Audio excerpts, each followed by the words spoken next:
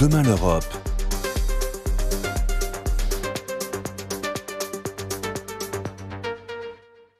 Bonjour Jordan Bardella.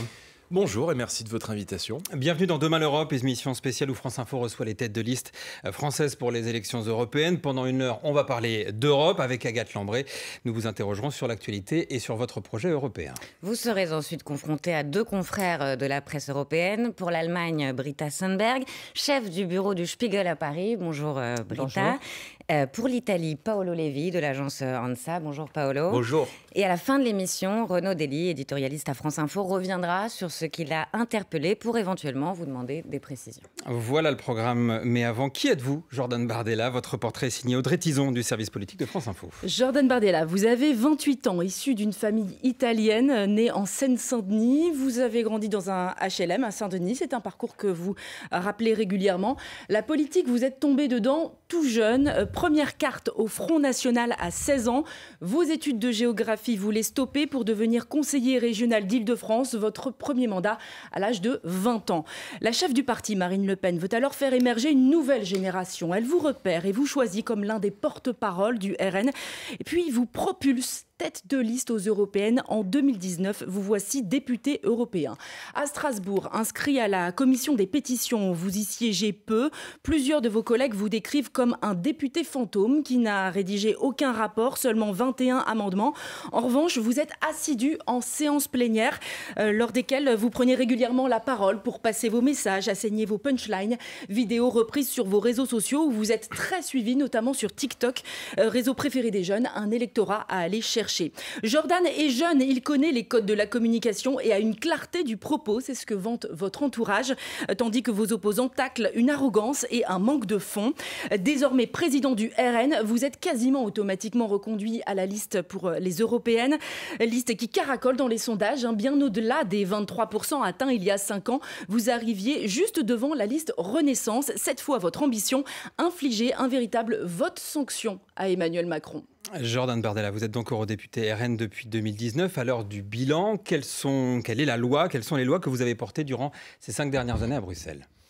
J'ai rempli depuis 2019, et pardonnez ma voix ce matin qui est un petit peu fatiguée, le rôle que m'ont confié les Français il y a 5 ans, et le rôle qui est prévu par la démocratie pour les mouvements d'opposition.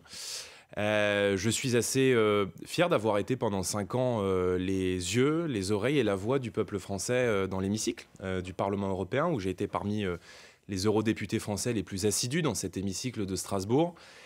Et précisément pour combattre des textes qui m'apparaissaient nocifs pour l'intérêt des Français. Je pense au Pacte vert, au Green Deal, à cette politique inspirée de l'écologie punitive qui a mis nos agriculteurs dans la rue il y a plusieurs semaines, ou encore le Pacte pour les migrations qui prévoit précisément dès le temps prochain de répartir de manière quasi obligatoire les migrants dans les communes françaises contre l'avis du peuple français. Mais au-delà de votre propre cas personnel, vous avez 18 eurodéputés, c'est la plus grosse délégation française en 2019. Quels sont les textes qui ont été portés par le Rassemblement national à Bruxelles? Non mais les textes que nous avons portés sont les mesures que nous avions dans notre projet. Par conséquent, la lutte contre l'immigration clandestine, la fin des subventions à des associations communautaristes, à des campagnes de publicité qui étaient financées par la Commission européenne et qui faisaient par exemple la promotion du voile islamique, l'opposition presque systématique à des accords de libre-échange qui mettent notre agriculture, je pense à celui avec le Vietnam ou à celui avec le Chili en octobre dernier, en concurrence avec des économies qui ne respectent aucune des normes qui sont imposées à l'agriculture française. Plus largement, moi je constate aujourd'hui que les intérêts français ne sont plus défendus au niveau européen et que des pans entiers de notre souveraineté, comme le droit de veto, sont aujourd'hui remis en cause par Emmanuel Macron. Et moi j'entends non pas déconstruire l'Europe, mais construire l'Europe du XXIe siècle, parce que je pense que nous avons besoin de cette coopération entre nations libres, souveraines, à l'heure où des espaces économiques dans la mondialisation sont en pleine croissance, et là où l'Europe est aujourd'hui en train de prendre un retard considérable sur les grands défis de notre époque. Je pense à évidemment l'intelligence artificielle, aux nouvelles technologies ou à la protection de notre identité. Et on y reviendra notamment avec Britta Sundberg tout à l'heure, mais on a appris dans la nuit une nouvelle attaque russe contre l'Ukraine. Plus de 90 missiles utilisés, a dénoncé Volodymyr Zelensky. Au même moment, les 27 réunis en Conseil européen à Bruxelles ont décidé d'avancer sur le projet visant à utiliser les bénéfices des avoirs russes gelés pour financer l'achat d'armes à Kiev. Ils en attendent entre 2,5 et 3 milliards d'euros par an. Est-ce que c'est une bonne idée ou ça va trop loin pour vous ? Oui, c'est une proposition que je soutiens et que j'ai précisément portée devant le chef de l'État il y a quelques jours lors de la réception des chefs de parti à Saint-Denis. J'ai cru comprendre que le président de la République y était réticent, mais d'une manière plus large, moi je suis favorable aux sanctions qui peuvent fonctionner, défavorable aux sanctions qui ne fonctionnent pas. Et c'est la raison pour laquelle, depuis plusieurs mois, j'ai eu l'occasion d'exprimer mon opposition à l'égard des sanctions énergétiques, notamment vis-à-vis de la Russie, parce qu'on se rend compte que la Russie a aujourd'hui une croissance qui est honorable comparée aux sanctions qui ont été déployées par l'Union européenne.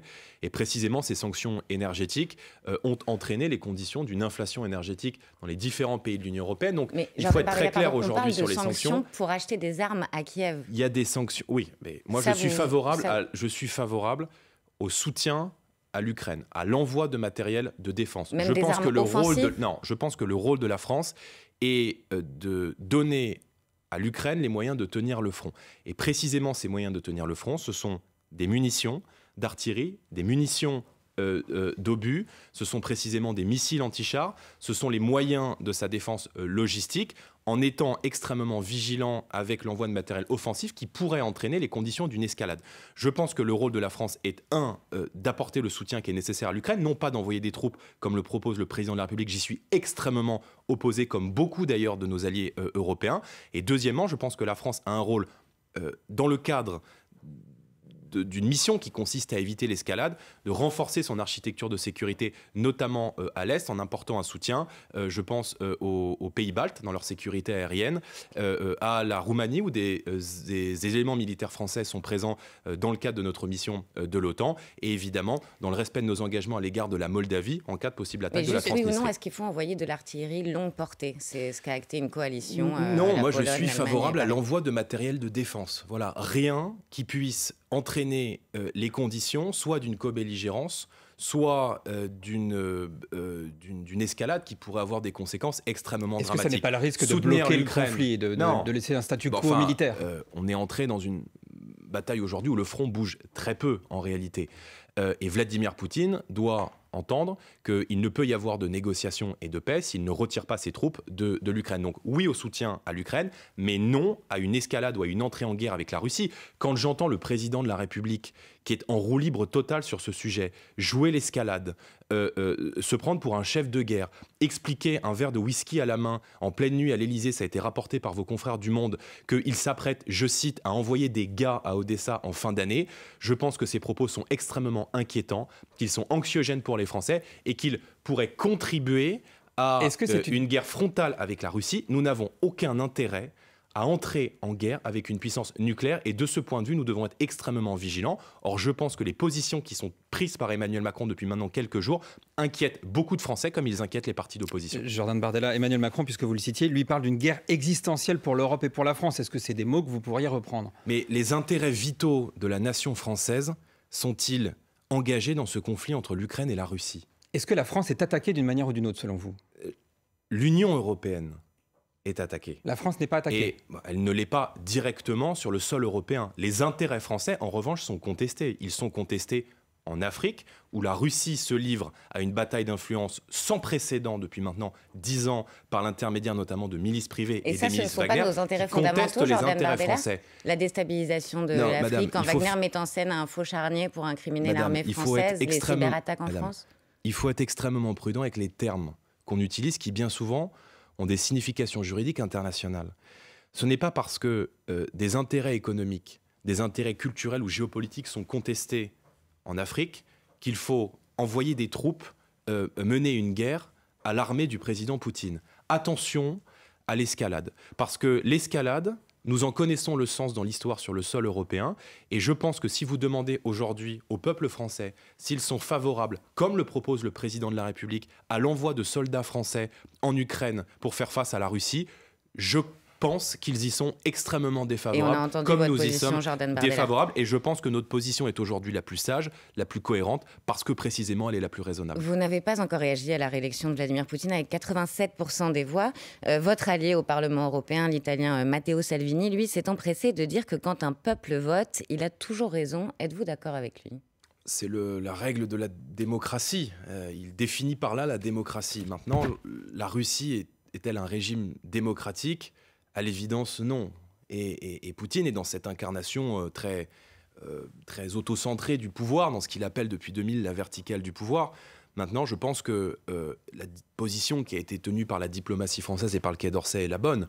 Ne pas féliciter nécessairement l'élection du président Poutine, mais en prendre acte parce qu'il est le représentant de la Fédération de Russie. Et si demain il doit y avoir des négociations, elles le seront et elles se feront évidemment avec Vladimir Poutine. Mais le Quai d'Orsay dit que les conditions d'une élection libre, pluraliste et démocratique n'étaient pas réunies. Est-ce que c'est votre avis aussi ? Je pense qu'ils ont raison. Ce n'était pas une élection libre. En 2018, vous aviez félicité le président russe. Qu'est-ce qui a changé aujourd'hui ? La guerre, les intentions du président Poutine. Et j'ai eu l'occasion de le dire au cours des derniers mois, mais il y a eu à l'égard de la Russie de Poutine une naïveté collective. Or, j'entends bien qu'on cherche un peu à faire porter à la droite ou à nous faire porter à nous, Rassemblement National, cette responsabilité. Mais qui est le premier président étranger à avoir été reçu par Emmanuel Macron lorsqu'il a été élu président de la République en 2017 en grande pompe au château de Versailles? C'était le président ce n'est pas Poutine. de la diplomatie. Qui a reçu, mais sans doute avait-il raison de le faire. Mais aujourd'hui, comme vous dites, Jordan Bardella, il y a la guerre et Matteo Salvini a tenu ses propos là. Ensuite, il avait fait polémique déjà en estimant qu'il revenait aux médecins et aux juges russes de faire la lumière sur la mort d'Alexeï Navalny, alors qu'au même moment, l'Union européenne pointait la responsabilité de la Russie. Est-ce que c'est pas un allié encombrant Madame Lambray, aujourd'hui ? je suis l'avocat du Rassemblement National. Mais c'est votre allié et c'est au déjà Parlement beaucoup. européen. Donc, je suis mon propre avocat et je défends et j'assume les positions que je prends. Je ne suis pas comptable des positions qui sont prises par des ministres du gouvernement italien précisément. Maintenant, vous m'avez demandé ma position sur la réélection du président Poutine. Elle est celle qui a été évoquée par le Quai d'Orsay. On a entendu votre réponse. Mais est-ce que vous êtes comptable, puisque vous dites l'avocat évidemment du RN, puisque vous, par ailleurs, évidemment... De facto, je le suis comme président de mon mouvement politique. Mais de fait, est-ce que vous êtes comptable aussi des propos d'un Thierry Mariani, par exemple, qui avait soutenu l'annexion illégale de la Crimée, qui a des proximités revendiquées avec le pouvoir russe? Là aussi, quand vous l'envoyez, par exemple, débattre à votre place, est-ce que vous êtes d'accord avec l'intégralité des propos qu'il tient? Mais vous savez, un mouvement politique, c'est pas une secte. On peut avoir parfois des divergences politiques. La ligne politique du Rassemblement National, c'est celle qui est fixée accessoirement par Marine Le Pen et par moi-même comme président du Rassemblement National. Thierry Mariani a été ministre de Nicolas Sarkozy.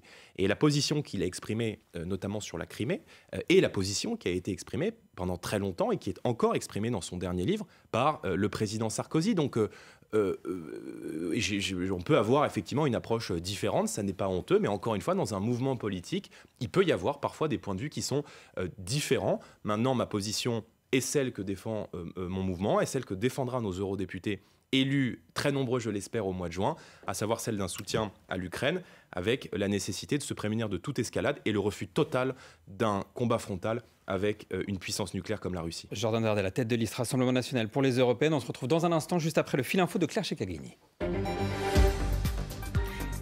Ces légendaires bonsoirs vont nous manquer. Réaction hier soir d'Emmanuel Macron après la disparition de Frédéric Mitterrand. L'ancien ministre de la Culture et homme de télévision, passionné de cinéma, est mort à 76 ans d'un cancer. Christophe Béchu ne soutient pas le projet de construction de golf dans les Pyrénées-Orientales. Le ministre de la Transition écologique confirme avoir convoqué la maire de la commune concernée et l'aménageur du terrain. Le département connaît depuis 2 ans une sécheresse historique. Ursula von der Leyen propose d'instaurer des droits de douane sur les importations de céréales russes et biélorusses, solution pour financer l'effort de guerre en faveur de l'Ukraine. Déjà hier soir, les 27 se sont mis d'accord pour utiliser les revenus des avoirs russes gelés par Bruxelles pour aider Kiev.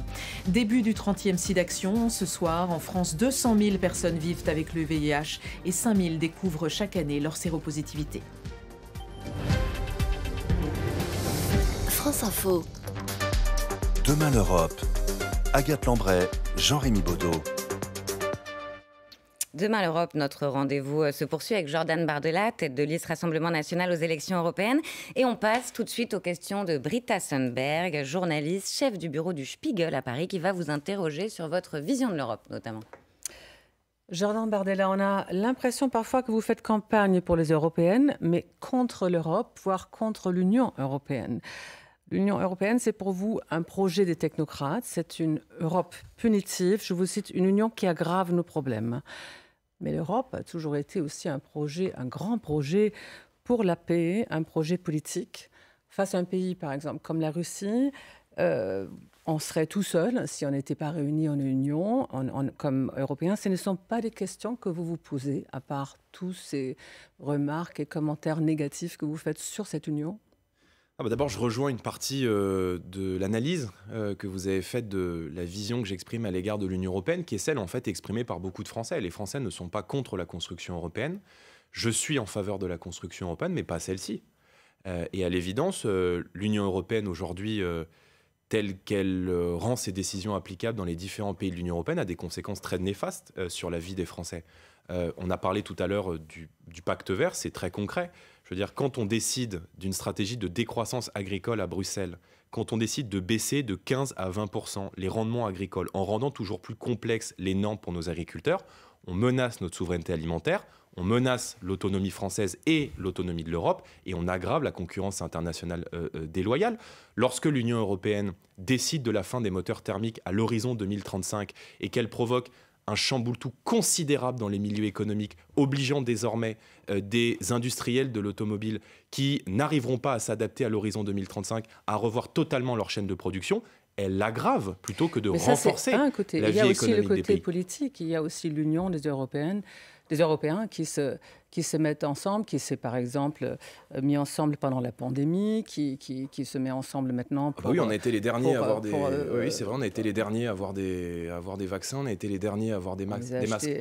L'Union les a achetés ensemble. Encore une fois, je ne suis pas opposé à une. On a eu un budget européen, on a eu des vaccins, on a eu. Oui, et puis on a eu aussi les politiques d'austérité, on a eu aussi la submersion migratoire, on a aussi comme projet le vote de ressources propres, c'est-à-dire la création d'un impôt européen, on a aussi l'élargissement de l'Union européenne à la Turquie, on a aussi des accords commerciaux avec l'Ukraine font qu'aujourd'hui on importe du poulet ukrainien qui est vendu à 3 € le kilo et qui est en train de tuer la filière volaille française. Donc c'est ça la réalité, on ne peut pas regarder qu'un seul côté. Moi, on a l'impression que vous regardez surtout les désavantages. Oui, je regarde ce qui coûte à mes compatriotes et je regarde aujourd'hui une Union européenne qui coûte énormément d'argent au peuple français et les peuples français n'en ont pas la rétribution. Je vous donne un autre exemple.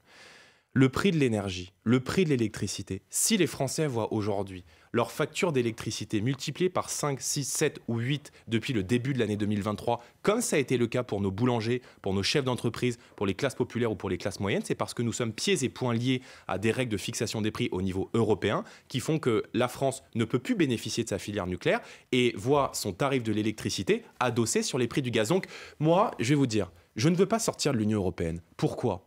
Parce que quand on est en train de gagner la partie, on ne quitte pas la table du jeu. Et précisément la vision que je porte de l'Union européenne aujourd'hui, celle que nous défendons avec le Rassemblement national, qui est donnée en tête de ces élections européennes, elle est en train de s'imposer aujourd'hui dans beaucoup de pays européens. Et moi, je ne souhaite pas déconstruire l'Europe, je souhaite construire l'Europe du 21e siècle. Avec quels alliés vous la construisez, cette Europe, attendez, on va venir sur les alliés. Sur l'intelligence artificielle. Si les États-Unis bénéficient aujourd'hui précisément d'une croissance de 3%, quand la France voit pour le 3e trimestre consécutif sa croissance stagner à 0, c'est parce que les États-Unis bénéficient de gains de productivité considérables avec la liberté qui est donnée à l'intelligence artificielle et surtout d'une énergie pas chère. Nous n'avons pas cette énergie pas chère parce que l'Union européenne nous empêche de bénéficier du prix français permis par l'électricité nucléaire. Et deuxièmement, l'Union européenne nous fait rater aujourd'hui toutes les grandes révolutions du XXIe siècle. Je pense à l'intelligence artificielle, où à chaque fois qu'une innovation apparaît, les Américains la commercialise, les Chinois la copient et les Européens se contentent de faire de la temps, réglementation. la France, Moi, je ne souhaite pas disparaître. Or, je pense, et j'en termine, que l'Union européenne fait peser aujourd'hui, dans sa forme actuelle, le risque de disparition et d'effacement de la France. Vous avez aussi pas non plus l'air de beaucoup aimer mon pays, l'Allemagne. Lors de la dernière campagne présidentielle, Marine Le Pen, par exemple, s'est nettement positionnée contre une, je cite, dominance allemande. Elle avait annoncé qu'elle n'allait pas suivre l'Allemagne aveuglement comme Emmanuel Macron et qu'elle voulait mettre fin au projet d'armement commun avec l'Allemagne. Vous voulez vraiment rompre avec tout ça, avec cette amitié qui existe depuis 60 ans, qui a joué un rôle décisif à l'intérieur de l'Europe depuis la fin de la Deuxième Guerre mondiale? Ne soyons pas dans une logique caricaturale. L'amitié c'est les citations de Marine Le Pen. L'amitié franco-allemande, elle est indéniable. Et ce couple franco-allemand, il a été au cœur de la construction européenne, très bien illustré par le traité de l'Élysée entre le général de Gaulle et le chancelier Adenauer. Mais il y a aujourd'hui des différences de vision. Et ce que nous déplorons et ce que déplore Marine Le Pen dans ses verbatims, c'est que le couple franco-allemand est un couple un peu inégalitaire. C'est-à-dire que c'est un couple où en fait on a le sentiment que c'est un peu toujours le même qui décide de ce qu'on va dîner, qui décide de là où on sort le week-end et qui prend les décisions sur ce qu'on va regarder le soir à la télé. Bon, moi je pense qu'il faut remettre un peu d'équité. Et si ce couple il est effectivement au cœur de la construction européenne, il y a un déséquilibre. On a des désaccords d'intérêt très clairs avec l'Allemagne. Je veux dire, quand l'Allemagne fait le choix d'une politique énergétique que je juge cataclysmique sur le plan environnemental, de fermer ses centrales nucléaires pour rouvrir ses centrales à charbon, de s'obstiner au refus justement de cette réforme des règles du marché européen de l'électricité qui fait qu'elle prive la France de son parc nucléaire et d'un prix français de l'électricité, c'est au désintérêt et au désavantage du peuple français. Et je suis en désaccord avec cela. Quand l'Allemagne, par l'intermédiaire de Mme von der Leyen à la tête de la Commission européenne, négocie des accords de libre-échange avec des pays du monde entier, qu'elle sacrifie l'agriculture française, qu'elle estime comme une variable d'ajustement dans les négociations pour pouvoir permettre à l'Allemagne d'exporter des voitures allemandes, je suis en désaccord avec cette logique. Donc si demain nous arrivons à la tête de l'État, nous ferons exactement ce que fait votre pays, nous défendrons nos intérêts. Alors qu'est-ce que vous voulez faire de ce couple franco-allemand au niveau politique? Il faut faire respecter la voix française. Je veux dire, avec l'Allemagne, on a une histoire commune.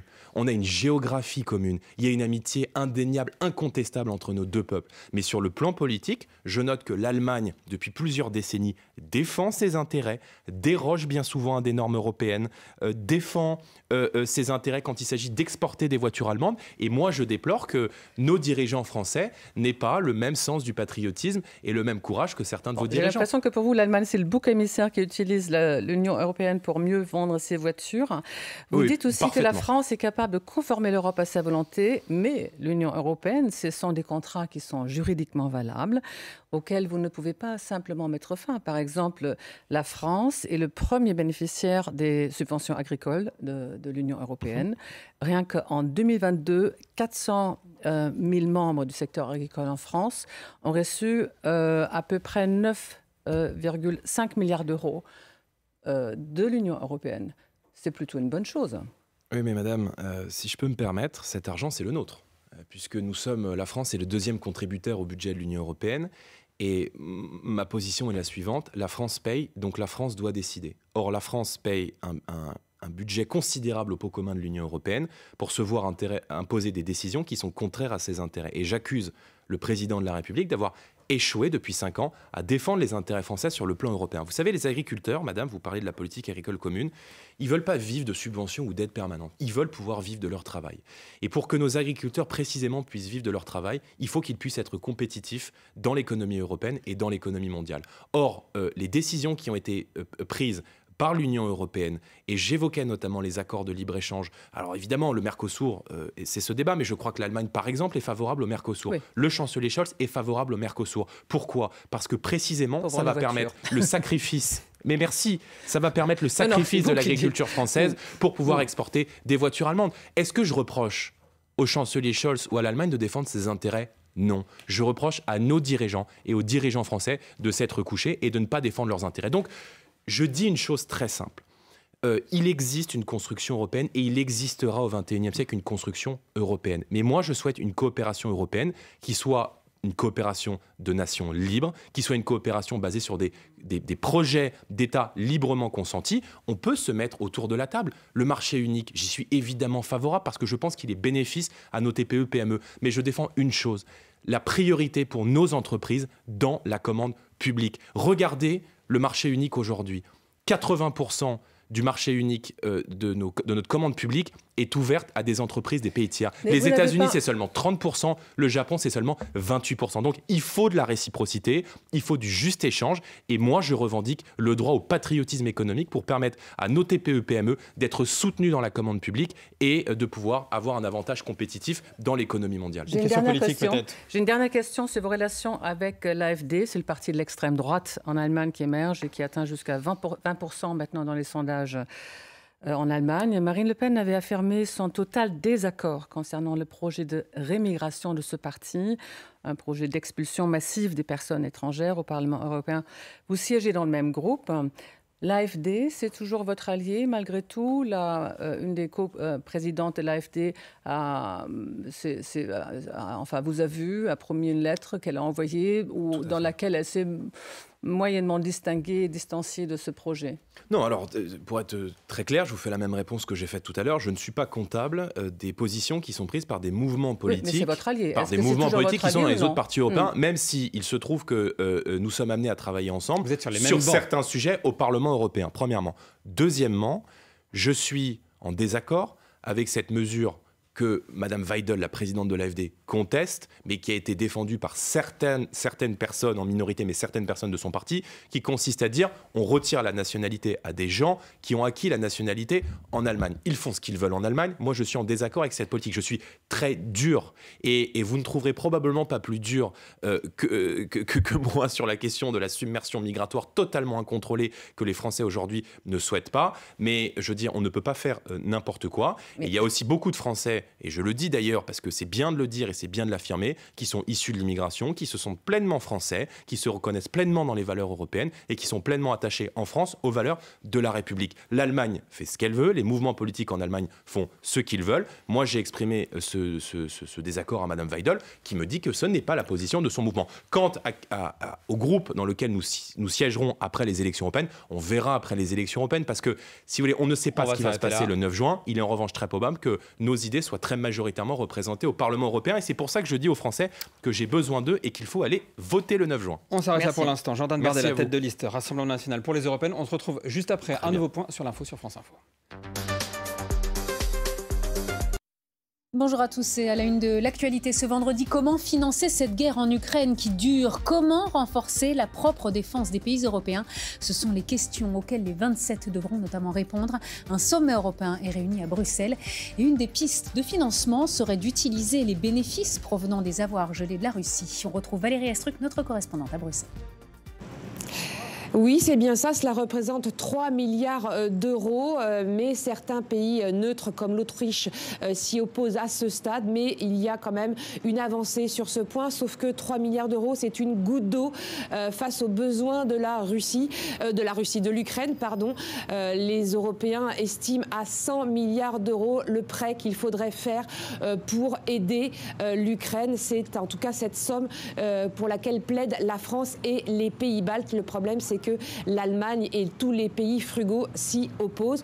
Autre solution, demander à la Banque européenne d'investissement d'élargir ses prêts aux industries de défense. Mais en tout cas, sachez qu'il manque déjà 60 milliards d'euros. C'est l'argent bloqué au Congrès américain. Cela représente la moitié de l'aide financière occidentale à l'Ukraine.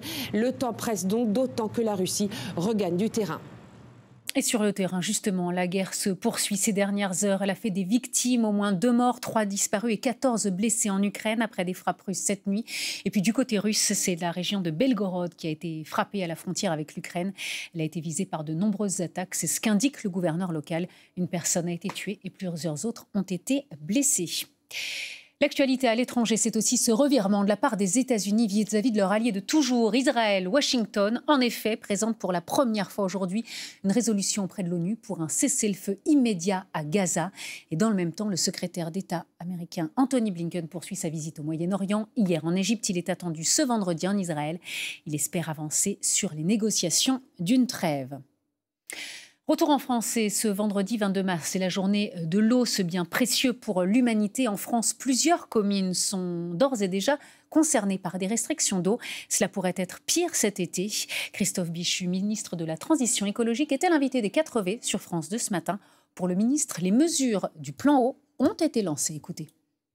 53 mesures, elles sont toutes engagées. À des degrés, pour certaines, c'est voté, fini, budgété. Pour d'autres, c'est en cours. On va aujourd'hui, avec Roland Lescure, braquer les projecteurs sur la partie industrielle du plan. Et ces 51 sites, ils se sont engagés à baisser de plus de 10% leur consommation avant 2030, et puis davantage au-delà. Vous l'avez entendu, SIDAction en France, 200 000 personnes vivent avec le VIH. En 30 ans, évidemment, certaines choses ont évolué, les traitements bien sûr, mais aussi l'information et la prévention. Mais visiblement pas les préjugés, puisque selon un sondage IFOP, 30% des 15-24 ans pensent que le virus du sida peut se transmettre en embrassant un séropositif. Voilà, restez sur France Info. Tout de suite, vous retrouvez la suite de Demain l'Europe, avec pour invité aujourd'hui Jordan Bardella, tête de liste RN aux Européennes.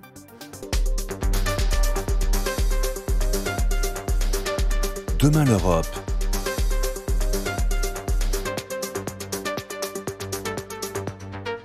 Un retour sur le plateau de Demain l'Europe avec vous, Jordan Bardella, tête de liste Rassemblement National pour les Européennes. Vous êtes interrogé par Agathe Lambré. Britta Sundberg qui vient de vous poser des questions sur votre vision du couple franco-allemand. Et je passe la parole à Paolo Levi de l'agence italienne ANSA. Oui, bonjour Jordan. Bonjour, monsieur Lévy. Bardella, merci pour cette occasion de vous interviewer. On l'a entendu dans le portrait qui vous a été consacré il y a quelques minutes. Nous sommes presque deux compatriotes. Vous êtes vous-même d'origine italienne, fils d'une longue histoire d'immigration et d'intégration qui a connu aussi des moments dramatiques, des épisodes de racisme. Vous n'êtes pas sans savoir le massacre des Italiens à Aigues-Mortes ou dans la première partie du siècle, les affiches en face des cafés français où on placardait « interdit aux chiens et aux Italiens ». Voilà, comment vivez-vous cet héritage ? Ma question est, en fermant la porte aux nouveaux arrivants, ne risque-t-on pas de fermer la porte aussi à de nouveaux Jordan Bardella qui pourraient rendre la France plus grande ? Alors, je suis comme beaucoup de Français, qui ont honoré cette démarche qu'on appelle l'assimilation républicaine. Je suis venu d'ailleurs, mais je suis devenu d'ici. Et j'ai fait ce qu'ont fait beaucoup de générations de Français issus de l'immigration, venus d'ailleurs, qui sont arrivés en France dans les années 60, 70, après, et qui, quand ils sont arrivés, avaient cette volonté d'épouser l'histoire de France, d'honorer ce qu'a été notre grand pays, de ce qu'il sera demain et après-demain, d'apprendre le français, de respecter l'enseignant, de respecter la police, Ce n'est pas le cas aujourd'hui. d'oublier une partie de sa culture d'origine dans son pays de départ. Ça, c'est cet effort républicain qui est l'assimilation qu'ont fait vraiment des générations d'étrangers qui sont arrivés en France et qui sont devenus pleinement français et qui sont aujourd'hui pleinement français. Maintenant, force est de constater que beaucoup de ceux qui arrivent aujourd'hui semblent un peu dispensés de cet effort. Voilà, et on a un peu le sentiment aujourd'hui que la France, c'est plus devenez ce que nous sommes, c'est venez comme vous êtes. C'est-à-dire que c'est venez avec vos bagages, vos mœurs, vos coutumes, vos us, vos traditions, votre art de vie, votre langue, et faites de la place que je m'y mette. Ben moi, je suis en désaccord avec cette logique. Voilà. Vous les mettez tous dans le même sac ? Je pense que tous ceux qui arrivent en France sont pareils ? je viens précisément de vous expliquer le contraire pendant 1 minute 25. Mais voyez-vous, je pense que ces élections européennes seront aussi un référendum sur l'immigration. Et c'est la raison pour laquelle je dis aux Français, vous devez aller voter le 9 juin pour exprimer votre opinion à l'égard de l'immigration. Et je suis précisément dans ces élections européennes le candidat d'une France qui ne peut plus prendre sa part en matière d'immigration, parce que nous avons aujourd'hui un taux de chômage de 7%, des milliers et des millions de Français qui n'arrivent plus à boucler leur fin de mois. Et moi, je suis toujours très surpris de voir que, alors qu'on cherche manifestement des économies dans les comptes publics, on continue, par exemple, d'offrir de manière gratuite les soins à des gens qui viennent en France sans jamais avoir travaillé ni jamais avoir cotisé, alors que nous avons un retraité sur 3 qui renonce à se soigner parce que le reste à charge est devenu trop important. Mais je pense, voyez-vous, que l'immigration est le plus grand défi qui se pose à notre société. Et moi, je souhaite que la France reste la France. Je n'ai pas envie qu'elle disparaisse. Et j'ai envie précisément de me battre pour ce pays que j'ai rejoint, parce que je souhaite qu'il puisse conserver son histoire, sa langue, sa culture et ses coutumes. C'est aussi simple que cela. Et je pense que les Français comprennent parfaitement le sens de mon message. Écoutez, depuis son arrivée au pouvoir, Giorgia Meloni, la présidente du Conseil italien, issue d'un parti d'extrême droite comme le vôtre, qui partage la flamme que le Rassemblement national a copié carrément au MSI italien, parce que c'était vraiment le même symbole. Tout simplement, vous, en France, vous avez changé le vert avec le bleu, mais voilà. La flamme a un peu évolué. Jean-Marie Le Pen a repris totalement la flamme italienne qui est la flamme de Mussolini, hein, il faut bien le rappeler. Et je n'ai aucun rapport avec M. Mussolini. Mais enfin. Oui, mais la flamme est quand même un symbole, sachez-le, lié à la mémoire de Mussolini. D'accord. Donc, d'un des plus grands tyrans d'Europe. Et voilà, aujourd'hui, Giorgia Meloni a fait un grand virage spectaculaire, 180 degrés. Elle soutient l'ancrage total de l'Italie à l'Union européenne et à l'OTAN. Elle semble désormais convaincue que toute forme de patriotisme passe aujourd'hui par une dimension européenne, si on ne veut pas se faire bouffer complètement par la Chine, par la Russie ou par d'autres grands blocs qui ne partagent pas forcément nos valeurs européennes. Voilà, vous, Jordan Bardella, qu'est-ce que vous inspire l'expérience de Meloni? Non mais moi je ne veux pas commenter si vous voulez l'expérience des autres, je vais vous dire ce que je vais faire. Et ce que nous allons faire si nous arrivons au pouvoir, c'est défendre le principe d'une double frontière. Une première frontière au niveau européen, par l'intermédiaire de l'agence de garde frontière qui s'appelle Frontex, qui est aujourd'hui devenue une hôtesse d'accueil pour migrants et dont le seul directeur d'agence de Frontex qui a lutté contre l'immigration clandestine en tentant de renvoyer des bateaux a été débarqué par la Commission européenne et par l'Europe de Macron, précisément parce qu'il souhaitait protéger nos frontières. Cet homme, c'est un préfet français, un grand serviteur de l'État qui s'appelle Fabrice Leggeri et qui a fait le choix de me rejoindre et qui est aujourd'hui candidat en 3e position sur ma liste aux élections européennes.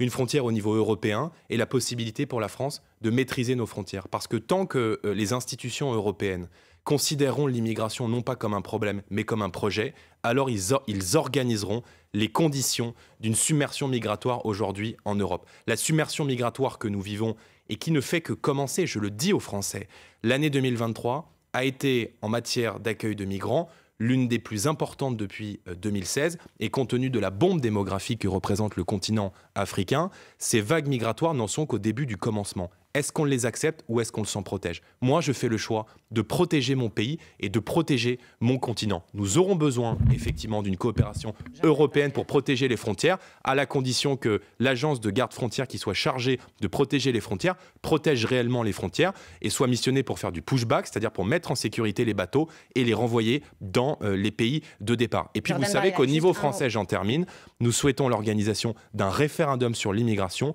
pour intégrer dans la Constitution tout le bouclier politique, juridique, administratif pour protéger les Français, avec notamment l'expulsion systématique des délinquants et criminels étrangers, le traitement de l'asile dans les ambassades et consulats des pays de départ et la priorité nationale.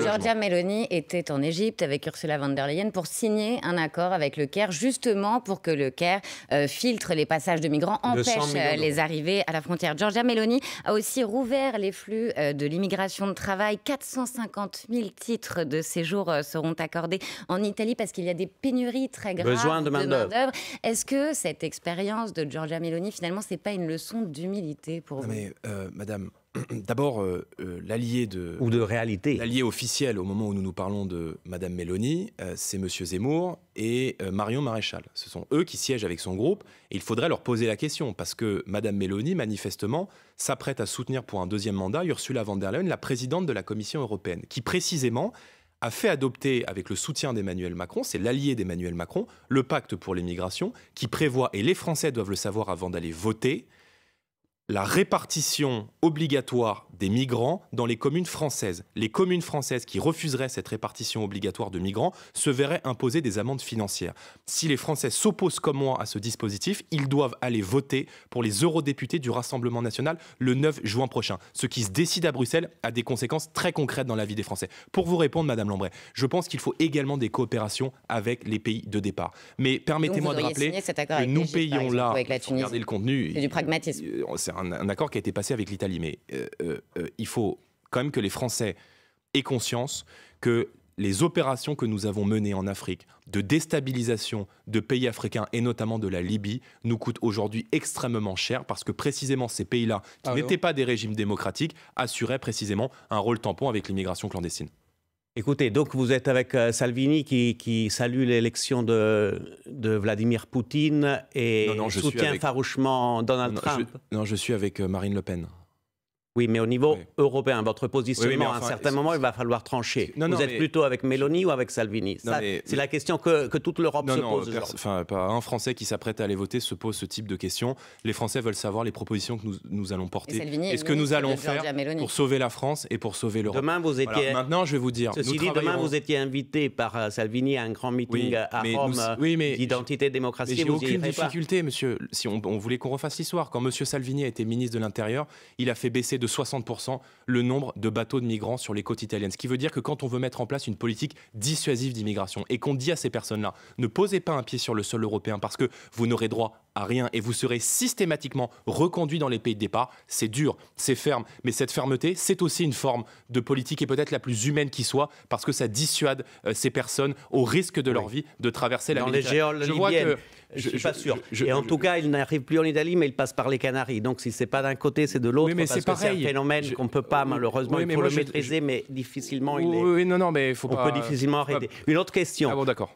Changeons de sujet, s'il vous plaît. Non, je voulais vous demander, j'étais très curieux, Jordan Bardella, parce que comme la France d'Emmanuel Macron, l'Italie est en première ligne, y compris avec Giorgia Meloni, pour qu'une nouvelle forme de mutualisation de la dette, de fraternité européenne sur le modèle du plan de relance adopté en 2020 puisse voir le jour. Voilà, je me demande si vous êtes favorable à un tel instrument pour forger ensemble, pour répondre ensemble aux défis d'avenir, comme la défense, comme le climat, etc.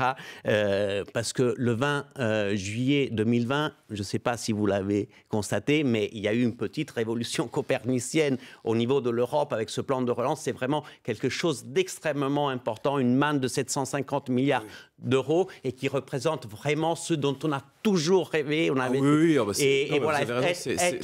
Seriez-vous favorable à de nouvelles formes de mutualisation? C'est vrai que ce plan de relance, il est génial. C'est-à-dire que vous donnez 100 € à votre voisin, il vous en rend 50 et il vous dit lui-même comment vous allez l'utiliser. Effectivement, c'est parfaitement génial. Je vous rappelle, monsieur, que la contrepartie de ce plan de relance était de l'aveu de monsieur Beaune dans les colonnes de Ouest France, me semble-t-il, en septembre 2020, que la condition de ce plan de relance était précisément la réforme des retraites. Donc, avec l'argent que nous donne Bruxelles, monsieur, il y a toujours des contreparties et bien souvent, cet argent, c'est le nôtre. Je vais vous dire, la France fait face à une situation budgétaire et d'endettement absolument sans précédent. Et j'accuse Emmanuel Macron d'avoir ruiné notre pays. Il s'est présenté en 2017 comme le Mozart de la finance et il va laisser... C'est une expression c'est pas une expression qu'il a utilisée lui-même. Il va laisser... Bon, c'est une expression qui était utilisée dans la... Que vous reprenez comme qui a été utilisée par vous. Mais enfin, n'en reste pas moins que quand on a 3 200 milliards d'euros de dette, le record du déficit public, le record du déficit commercial, le record du prélèvement obligatoire, dans n'importe quelle entreprise privée, Emmanuel Macron aurait été probablement licencié. Je pense qu'il y a 2 piliers aujourd'hui absolument majeurs pour affronter la dette et la situation d'endettement que nous connaissons. Le premier pilier, c'est la chasse au gaspillage. J'ai évoqué la question de l'immigration. Il faut briser ce tabou. Il y a aujourd'hui en France une immigration de guichet social et beaucoup de Français ne comprennent pas qu'on vienne leur demander des efforts toujours plus durs et qu'en même temps, on continue à être pour la terre entière le pays le plus généreux, le pays le plus accueillant. On n'est pas du tout sur le même type de montant. À la tête de l'État, si nous arrivons à la tête de l'État, nous limiterons les prestations sociales, c'est la priorité nationale, aux seuls citoyens français, ce qui nous permettra de générer chaque année une économie de 10 à 15 milliards d'euros. Il faut aussi lutter contre la fraude et lutter contre la gabegie de la décentralisation. Et le deuxième pilier pour affronter le mur de la dette, c'est évidemment celui de la croissance, parce que la dette aujourd'hui est supérieure à ce qu'on produit. On peut toujours chercher des économies de 10, 15 à 20 milliards à droite à gauche qui feront souffrir les Français. Oui. Moi, je dis aux Français, la solution pour la stabilité financière de la France, c'est de recréer un cycle économique vertueux, de libérer les contraintes qui pèsent sur la croissance et notamment ces normes environnementales avec des énergies très chères ou alors la Loisanne. Je vous arrête là parce que c'est l'heure du fil info. Jordan Bardella, il est 9h16 et c'est Claire Chakaglini. Jordan Bardella, justement, qui met en garde contre l'escalade qui pourrait déboucher, selon le président du RN, sur une entrée en guerre avec la Russie. Allusion ce matin sur France Info à l'éventuel envoi de troupes au sol en Ukraine, évoqué par le chef de l'État. Selon la tête de liste d'extrême droite pour les européennes, Emmanuel Macron est en roue libre. Les super dividendes et super profits pourraient servir à renflouer les caisses de l'État, selon Yaël Braun-Pivet, la présidente Renaissance de l'Assemblée nationale. D'après les documents de Bercy, le déficit budgétaire l'an dernier pourrait grimper à 5,6% du PIB. Pékin favorable à une action significative du Conseil de sécurité de l'ONU pour Gaza. Londres, qui dispose aussi du droit de veto, a également appelé à la cessation immédiate des combats dans l'enclave palestinienne. Aujourd'hui, les Nations Unies mettront au vote la première résolution américaine sur un cessez-le-feu au Proche-Orient. Inquiétude autour de Kevin Mayer. Le double champion du monde de décathlon, a été contraint à l'abandon à San Diego hier en raison d'une douleur à la cuisse. Or, il espérait atteindre les minima pour participer aux Jeux. Il a jusqu'au 30 juin pour valider son billet olympique. France Info. Demain l'Europe. Agathe Lambray, Jean-Rémy Baudot.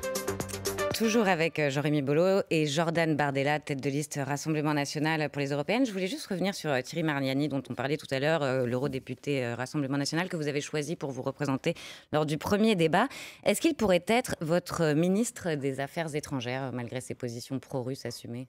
Ça n'est pas prévu, et la composition du gouvernement, même si évidemment nous y travaillons avec Marine Le Pen et que nous avons quelques idées en tête, n'est pas à l'ordre du jour. C'est-à-dire que vous le choisissez pour vous remplacer à un débat sur les européennes, vous l'avez sur votre liste, mais il n'aurait pas le bon profil pour être votre ministre des Affaires étrangères, c'est ça ?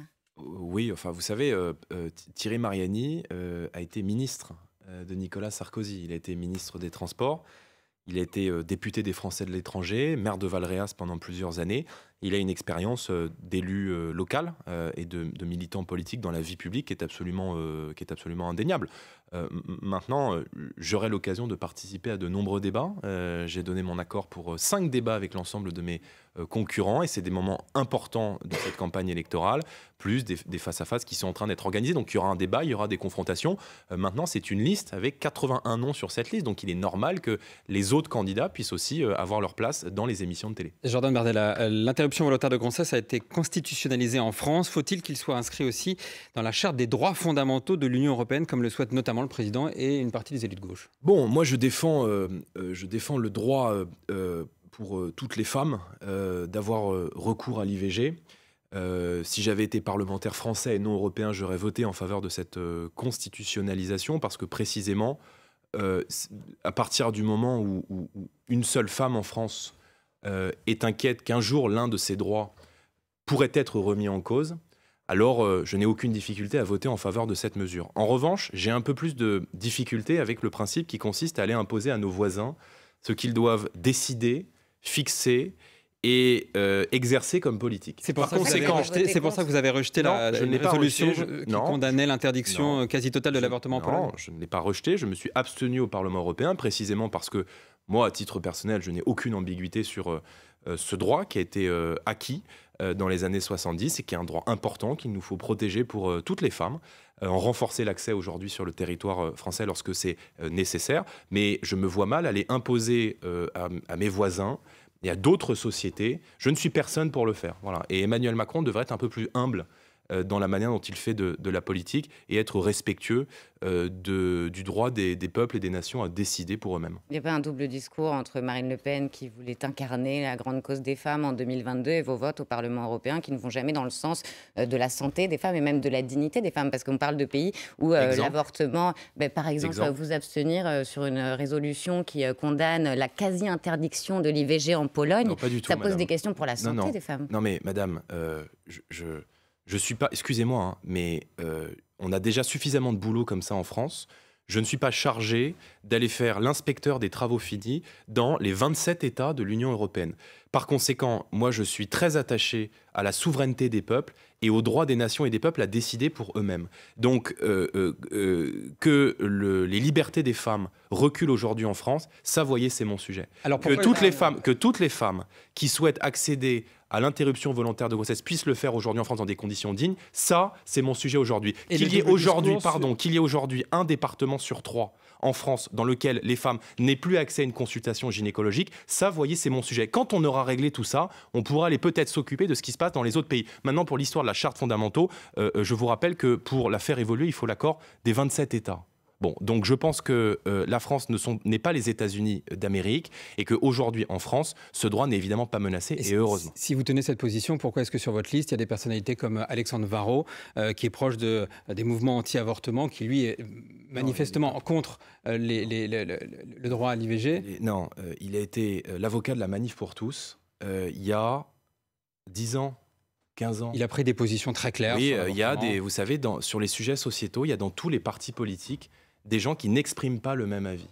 Voilà. Maintenant, moi, je suis très clair. Marine Le Pen et une majorité de nos députés ont voté en faveur de cette constitutionnalisation.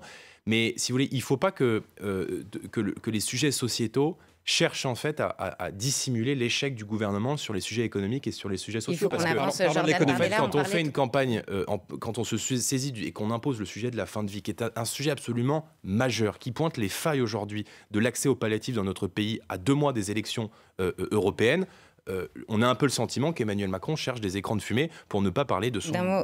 C'est en tout cas le sentiment qu'ont beaucoup de gens. Pardon. On accueille Renaud Dely, notre éditorialiste à France Info. Je voulais juste vous poser une question, parce que tout à l'heure, vous parliez des accords de libre-échange. Vous êtes toujours opposé au CETA, l'accord avec le Canada. Qu'est-ce que vous dites, avant de laisser la parole à Renaud Dely, aux agriculteurs, aux exportateurs de fromage dont les ventes à l'étranger ont augmenté de 60%, aux exportateurs de vin dont les ventes ont bondi aussi, qui n'auront plus ces accords ? Le CETA, est un scandale démocratique. Parce qu'un accord, et c'est très révélateur de la manière dont l'Union européenne d'Emmanuel Macron conçoit le droit des nations, qu'un accord démocratique, qu'un accord commercial s'applique alors que le Parlement national s'y est opposé, ça pose un problème L'Assemblée démocratique. l'avait validé il y a quelques années. Deuxièmement, le CETA n'est pas encore appliqué dans son intégralité. Il y a un effet d'attente, on parle de ces 95% d'application d'ores et déjà, mais vous savez qu'il y a un effet d'attente. Et par exemple, vous me parlez des agriculteurs, sur les importations de viande bovine par exemple, il y a seulement 2% du quota maximal qui a été effectivement introduit au sein de l'Union européenne. Ce qui veut dire que le potentiel d'importation de viande bovine canadienne, c'est 50 fois plus que ce qu'il en est depuis 7 ans. Deuxièmement, troisièmement, il manque dans ce texte des clauses miroirs qui sont absolument essentielles. Est-ce que les Français sont favorables à ce que nous importions dans le marché commun, dans les cantines et dans leurs assiettes, de la viande qui est nourrie à la farine de sang et avec des antibiotiques activateurs de croissance? Même la Commission européenne, j'ai lu une déclaration de la Commission européenne, même la Commission européenne elle-même indique que les contrôles aujourd'hui sur les importations de viande, sur la sécurité alimentaire, sont très largement insuffisants. Et oui, j'affirme, je dis et je réaffirme que la multiplication d'accords de libre-échange avec des pays qui ne respectent pas les mêmes normes que nous crée une distorsion terrible de concurrence avec nos économies. Et moi, plutôt que le libre-échange, je défends un principe simple, le juste échange. La réciprocité. On n'importe pas chez nous des produits qui sont fabriqués, j'en termine, à partir de normes qui ne respectent pas les normes imposées à nos entreprises. Je passe la parole à mon voisin Renaud Dely. Bonjour Jordan Bardella. Bonjour Monsieur Dely. Je vous ai écouté avec beaucoup d'intérêt, bien sûr, depuis le début de cette émission. Je vais me permettre de revenir très rapidement, parce qu'on a très peu de temps, sur 2 ou 3 petits points sur lesquels je me pose encore des questions et vous demander quelques précisions. D'abord, un sujet ô combien important, le couple franco-allemand, dont vous avez beaucoup parlé tout à l'heure, et vous avez expliqué que la France paye pour l'Union européenne mais ne défend pas ses intérêts, c'est ce que vous avez dit, alors que l'Allemagne, elle défend très clairement ses intérêts. Donc vous avez pris en quelque sorte l'Allemagne comme modèle. J'ai regardé, l'Allemagne est le principal contributeur à l'Union européenne. Totalement. Elle verse à peu près 30 milliards d'euros et n'en perçoit environ que 12 milliards. La France, à l'inverse, verse autour de 22 milliards et en perçoit 15 milliards. Prendre l'Allemagne comme modèle, ça veut dire que vous souhaitez que la France paye plus à l'Union européenne et perçoivent moins ? Non, pas du tout. Je souhaite que la France défende ses intérêts. Et je pense qu'à partir du moment où on est, et vous avez raison de rappeler les chiffres, le 2e contributeur net de l'Union européenne, on doit être capable de défendre nos intérêts. Par conséquent, si demain nous sommes à la tête de l'État, nous irons devant la Commission européenne et devant Madame von der Leyen, ancienne ministre de la Défense allemande, pour lui dire qu'à partir de maintenant, la France paierait un prix de l'électricité français, et c'est-à-dire que le prix de l'électricité sera décorrélé des prix du gaz. Exemple concret, c'est ça défendre ses intérêts. L'Allemagne, vous le disiez, est le premier contributeur et de loin, et pour une raison défend ses intérêts. Donc on peut payer pour l'Union européenne. Monsieur Dely, pour une raison très simple, l'Allemagne a plus d'habitants que la France. Par conséquent, il est normal que le budget, la contribution au pot commun d'un pays comme l'Allemagne soit plus importante qu'un pays comme Chypre, par exemple. Je voulais revenir sur un deuxième point. Vous avez beaucoup parlé en début d'émission, évidemment, de la relation du Rassemblement national à la Russie et à Vladimir Poutine. Et vous avez eu cette phrase, vous avez dit « Vladimir Poutine doit comprendre qu'il ne peut pas y avoir de négociation de paix », avez-vous dit, s'il ne retire pas ses troupes, s'il ne ramène pas ses troupes en Russie, ce qui signifie, d'une part, qu'évidemment, il évacue l'Ukraine, mais la Crimée comprise, bien sûr. D'abord, non. D'abord, restons sur les positions initiales. Quand je dis retirer les troupes d'Ukraine, les troupes russes d'Ukraine, je parle, dans un premier temps, ça sera déjà une première avancée, de la frontière initiale avant le déclenchement de la guerre en début 2022. Donc, comme Marine Le Pen est contre l'avis de toute la communauté internationale, vous considérez que la Crimée est russe? Oui, enfin, pas. Elle est historiquement russe, à l'évidence. À l'évidence? Elle est historiquement et culturellement russe, à l'évidence. Cette position, ça a été la présidente de beaucoup de présidents, du président Giscard d'Estaing et également le président Sarkozy. Donc l'annexion, vous validez l'annexion de la Crimée par la Russie? Je ne valide pas l'annexion d'une partie non négligeable du territoire ukrainien par la Russie. Et donc quand je dis que la première étape, c'est le retrait des troupes russes, je parle évidemment d'un retour aux frontières, ce sera déjà un premier pas considérable, aux frontières qui étaient celles de janvier ou février 2022. Mais pourquoi est-ce qu'à l'évidence, la Crimée est russe? Alors qu'à l'évidence, la communauté internationale dit l'inverse. Parce que la Crimée a été russe tout au long de son histoire et qu'elle a été ukrainienne, si on rentre un peu dans le détail, dans un cadeau qui avait été fait par Khrouchtchev, me semble-t-il, à l'époque, et qu'elle l'a été 5 ou 6 décennies, et qu'il y avait eu un vote par le Parlement à la suite de la révolution de Maïdan. On peut refaire l'histoire de la Crimée, mais enfin, je pense qu'au regard de la situation géopolitique de l'Europe aujourd'hui, la situation et l'intégrité territoriale de l'Ukraine avant 2022 me semblent être absolument prioritaires. Donc à l'évidence, pour prendre votre formule, la communauté internationale se trompe sur la Crimée. Juste un tout dernier point, puisque là j'ai le sentiment que vous n'avez pas répondu précisément. À propos de l'AfD, le parti d'extrême droite allemand, vous avez pris vos distances, manifesté votre hostilité à l'égard de ce projet dit de remigration, donc d'expulsion de centaines de milliers d'étrangers ou d'Allemands d'origine étrangère, que certains dirigeants de l'AfD ont discuté avec des dirigeants néo-nazis. Vous avez dit que ce n'est pas votre programme, très clairement. Mais et pour que la direction autant, de l'AfD conteste ce qui a été fait par les 2 ou 3 élus qui ont participé à cette réunion. Il y avait aussi des membres de la CDU. Mais je ne suis pas leur avocat. Et même si vous avez dit, effectivement, vous n'êtes pas comptable des positions de l'AfD. Exactement. Bien sûr. Mais vous êtes comptable de la position donc, du Rassemblement national au Parlement européen. Est-ce que le RN siégera dans le même groupe, comme il le fait depuis des années, avec les élus de l'AfD après les élections européennes? Je suis incapable de vous le dire, pour une raison très simple, c'est que je travaille à l'élargissement du groupe. Vous savez qu'aujourd'hui, pour que les auditeurs comprennent, il y a 2 groupes dits souverainistes au Parlement européen, le groupe des conservateurs de CR et le groupe Identité et Démocratie dans lequel je siège. Je travaille à l'élargissement. Ça fait quelques années et ça n'a pas fonctionné pour l'instant.